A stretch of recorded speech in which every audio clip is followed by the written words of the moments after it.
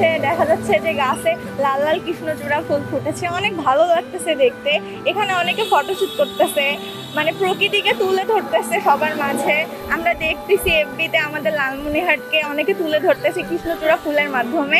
সবাই যায় বিভিন্ন জায়গায়, আমাদের লালমনিরহাট কৃষ্ণচূড়া ফুলের গাছ, বিভিন্ন জায়গায় ওরা ছবি তুলতেছে, ফটোশুট করতেছে, এর মাধ্যমে লালমনিরহাটকে তুলেও ধরতেছে। এটাও একটা প্লাস পয়েন্ট আর কি আমাদের লালমনিরহাটের জন্য। তো অনেক ভালো লাগতেছে দেখতে, খুব ভালো লাগে। দুই ধারে আমরা দেখছি অনেক সুন্দর কৃষ্ণচূড়া ফুল ফুটেছে। লালমনিরহাটের শহরের এই মিশন মোড় থেকে স্টেশন যাওয়ার পথে এই রোডটা অনেক সুন্দর দেখা যাচ্ছে। আমরা অনেক দর্শনার্থী ঘুরতে আসছে যাচ্ছে।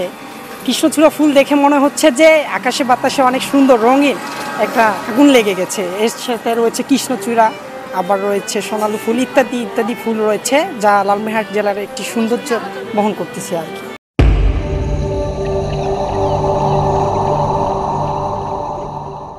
এই যে স্টেশন রোডটা আছে, এই রাস্তার পুরাটাই কিন্তু কৃষ্ণচূড়া গাছ দিয়ে ভরা, এবং এর পাশাপাশি আমাদের লালমনিরহাটে বিভিন্ন জায়গায় এই কৃষ্ণচূড়া গাছ আমরা দেখতে পাই।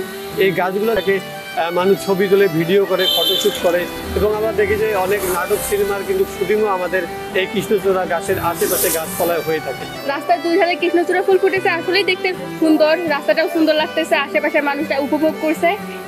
আমাদের তো ভালোই লাগছেই, অনেকে বাইরে থেকেও ঘুরতে আসতেছে, ছবি তুলতেছে, ফটোশুট করতেছে, ভিডিও করতেছে, টিকটক করতেছে।